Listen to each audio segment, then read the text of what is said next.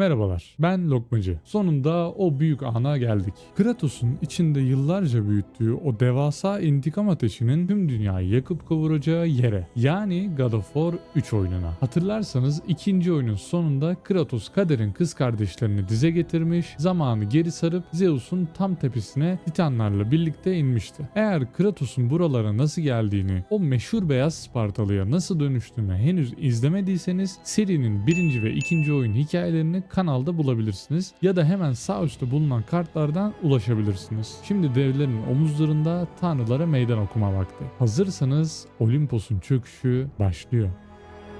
Oyun kelimenin tam anlamıyla bir kaosun ortasında açılıyor. Zeus tüm Olimpos'un tanrılarını toplamış, birlik olma vaktidir diye nutuk atarken biz Gaia'nın sırtında yukarı doğru tırmanıyoruz. Bu sahne oyun tarihinin en epik açılışlarından biridir. Karşımıza çıkan ilk engel ise denizlerin efendisi Poseidon oluyor. İlk bize meydan okuyan kişinin Poseidon olma sebebi ise önceki oyunlarda Poseidon'un şehrini fethetmemizden dolayı oluyor. Poseidon suyun içinden devasa atlarıyla çıkıp Titanları birer birer aşağı çekmeye başlıyor. Kratos için Titanların kazanması çok da önemli değil. Onun tek bir hedefi var: Zeus. Ama yoluna çıkan her şeyi çiğnemeye kararlı. Poseidon ile olan mücadelemiz hem platformlar arasında atlayarak hem de Gaia'nın üzerinde devasa bir boss savaşı ile devam ediyor. Finalde Kratos Poseidon'u o devasa su formundan çekip çıkarıyor ve bizzat kendi elleriyle işini bitiriyor. Poseidon'un ölümüyle birlikte ilk büyük yıkımı görüyoruz.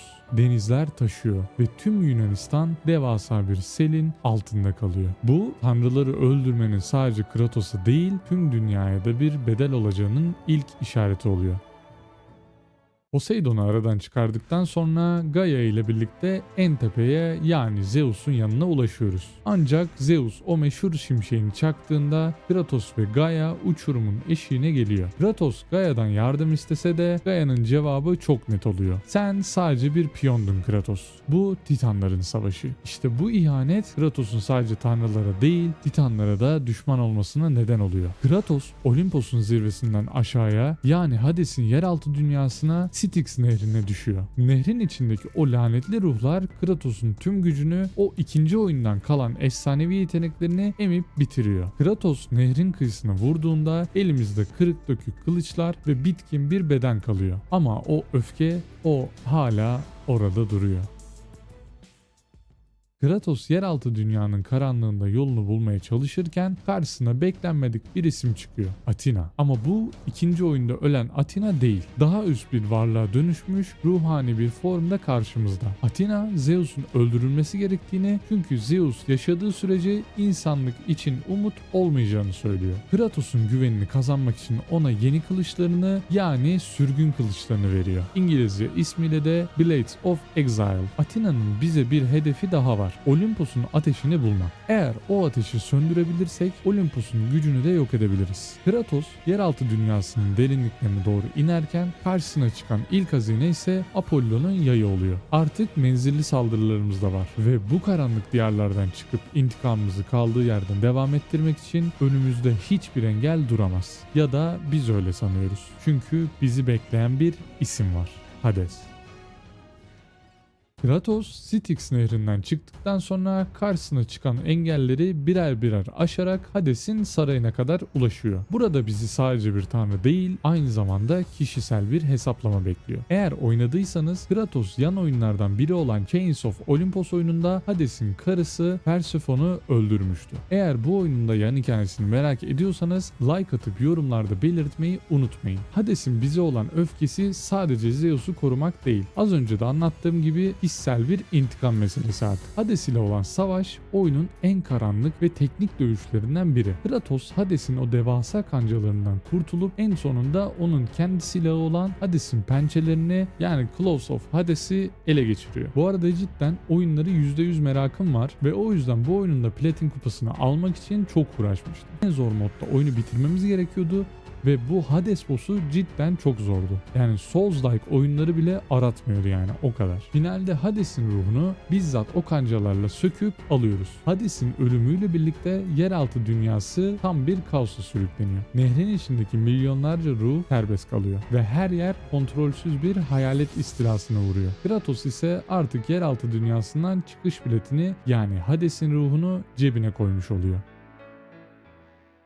Yeraltı dünyasından kurtulup tekrar gün yüzüne çıktığımızda kendimizi Olimpos şehrinin kuşatması altında buluyoruz. Burada Titan Perses ile Güneş Tanrısı Helios'un gökyüzündeki amansız mücadelesine şahit oluyoruz. Helios o görkemli at arabasıyla gökyüzünde süzülürken Kratos'un hedefi belli. Tabii ki de onun ışığını söndürmek. Bir mancınık yardımıyla Helios'un arabasını düşürdükten sonra onu yaralı ve savunmasız bir halde köşeye sıkıştırıyoruz. Helios bizi ikna etmeye çalışsa da Kratos'un merhamet lügatinde öyle bir kelime yok. Oyun tarihinin en vahşi sahnelerinden birinde Kratos'un elleriyle Helios'un kafasını gövdesinden ayırıyoruz. Bu sadece bir görsel şov değil, Helios'un kafası artık bizim için karanlık yolları aydınlatan ve gizli geçitleri gösteren bir fener haline geliyor. Ancak asıl bedel dünyada ödeniyor. Güneş sonsuza dek sönüyor, gökyüzünü kapkara bulutlar kaplıyor ve dünya bitmek bilmeyen bir fırtınanın ve aynı zamanda karanlığın içine hapsoluyor. Karanlığa gömülen dünyada ilerlerken karşımıza Olimpos'un en kibirli ve en geveze ismi çıkıyor: Hermes. Hermes, Kratos'un hantallığıyla dalga geçerek onu bir kedi fare oyununa davet ediyor. Olimpos'un duvarlarında, çatılarında süren bu amansız takipte Hermes'in o inanılmaz hızı karşısında başta çaresiz kalsak da Kratos'un stratejik zekası burada devreye giriyor. Hermes'i yaralayıp köşeye sıkıştırdığımızda Kratos onun o meşhur kanatlı sandaletlerini almak için hiç düşünmeden bir yöntem seçiyor. Tabii ki düşündüğümüz gibi Hermes'in bacaklarını kesip botlarını alıyor. Hermes'in botları artık Kratos'un ayaklarında ve bizi duvarlarda koşma yeteneği veriyor. Fakat Hermes'in ölümüyle birlikte dünyaya yayılan şey sadece kan değil, onun bedeninden çıkan devasa bir sinek sürüsü. Tüm insanlığa yayılan bir korkunç salgın hastalık başlıyor. Kratos arkasına baktığında artık yaşayan bir dünya değil, hastalıktan kırılan, karanlık ve sular altında bir enkaz bırakıyor.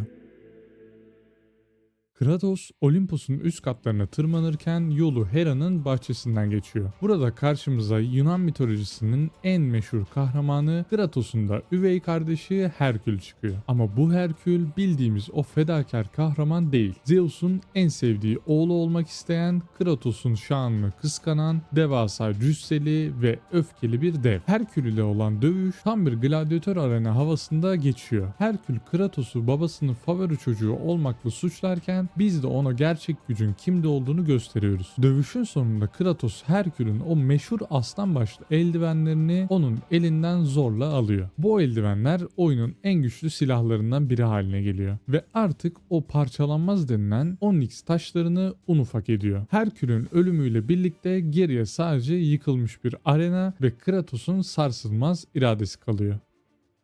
Kratos, Olimpos'un ateşini söndürebilmek için Ompalos taşına ihtiyaç duyuyor ve bu taşın nerede olduğunu bilen tek bir kişi var. Demirci tanrı Hephaistos bizi bir tuzağa çekiyor ve taşı almamız için bizi Tartarus'un derinliklerine kendi babası Kronos'un sırtına gönderiyor. Bu sahne oyun dünyasının gelmiş geçmiş en büyük boss savaşlarından biriydi bana göre. Kronos o kadar devasadır ki Kratos onun parmağının ucunda bir karınca gibi kalıyor. Kronos bizi ezmeye, yutmaya çalışırken biz onun derisinin altında, midesinde ve tepesinde hayatta kalma mücadelesi veriyoruz. Kratos devasa bir çiviyi Kronos'un çenesine çakarak ve karnını yararak babaların babasını saf dışı bırakıyor. Taşı alıp Hephaistos'a götürdüğümüzde ise demirci tanrı bize ihanet etmeye çalışıyor ama Kratos ona da acımıyor. Hephaistos'un ölümüyle birlikte elimizde yeni bir silah, Nemesis'in kırbaçları geçiyor.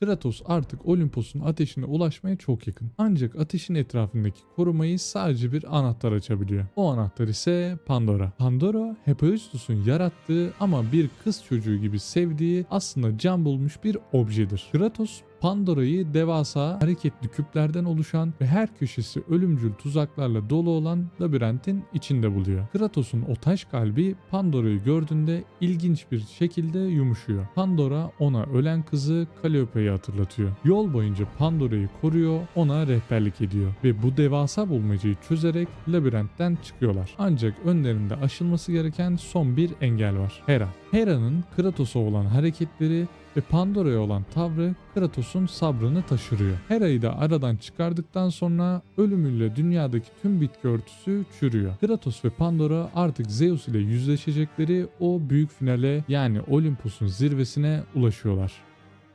Kratos ve Pandora Olimpos'un ateşinin başına ulaştığında bizi bekleyen tek bir kişi var. Zeus. Zeus, Kratos'un bir çocuk gibi Pandora'ya bağlandığını görünce onunla alay eder. Kratos, Pandora'nın kendini ateşe atmasına engel olmaya çalışsa da Zeus'un provokasyonları ve Pandora'nın kendi kaderini kabullenmesiyle her şey kontrolden çıkar. Pandora kendini ateşe atar, ateş bir anda söner ve Kratos yıllardır peşinde olduğu Pandora'nın kutusunu açar. Ama tabii ki bir sorun vardır. Kutu boştur. Aynı Kung Fu Panda'daki Tomar olayı gibi Zeus'un kahkahaları arasında Kratos'un öfkesi sadece bir tanrıyı değil, tüm varoluşu sarsacak düzeye ulaşır. İkilinin savaşı Olympus'un zirvesinde başlar, Gaia'nın kalbine kadar uzanır. Gaia'nın devasa vücudunun içinde babasını kılıcıyla duvara çivileyen Kratos aynı hamleyle hem Zeus'u hem de Titanların anası Gaia'yı yok eder.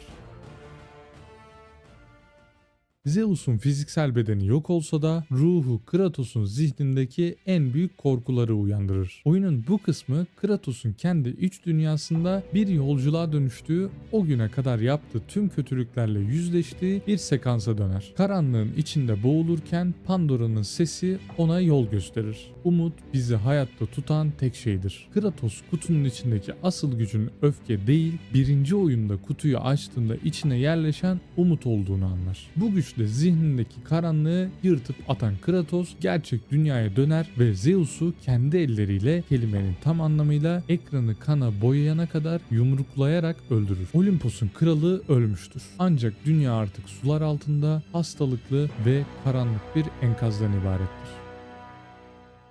Her şey bittiğinde Athena tekrar ortaya çıkar. Kratos'un içindeki o umut gücünü geri ister. Dünyayı kendi vizyonuyla yeniden inşa etmek için bu güce ihtiyaç olduğunu söyler. Ancak Kratos tanrıların oyuncağı olmaktan yorulmuştur. Athena'nın tüm ısrarlarına rağmen Olimpos kılıcını kendine saplar. Kratos'un amacını kendini öldürmek değil, içindeki o devasa umut enerjisini tüm insanlığa yaymaktır. Athena hayal kırıklığı içinde kılıcı çekip giderken Kratos kanlar içinde yere yığılır. Kamera uzaklaştığında mahvolmuş bir dünya ama artık tanrıların boyundurluğundan kurtulmuş, kendi kaderini çizebilecek bir insanlık kalır. Jenerik aktıktan sonra gördüğümüz o meşhur kan izi ise Kratos'un hikayesinin burada bitmediğinin, sadece kuzeye doğru bir yolculuk başladığının ilk işaretidir. Ve böylece Yunan mitolojisinin en kanlı, en epik ve en unutulmaz intikam hikayesi sona erer. Kratos Olympus'u dize getirdi ama bedeli tüm dünyanın yıkımı oldu. Sizce Kratos haklı mıydı, yoksa intikam hırsı onu bir canavara mı dönüştürdü? Yorumlarda yanıtlarınızı bekliyorum. Videoyu beğendiyseniz like atmayı, kanala abone olmayı ve bildirimleri açmayı unutmayın. Eğer bu God of War üçlemesinin öncesini anlatan God of War'ın yan oyunlarının hikayelerini de istiyorsanız yorumlarda belirtebilirsiniz. Bir sonraki hikayede görüşmek üzere. Kendinize iyi bakın, hoşça kalın.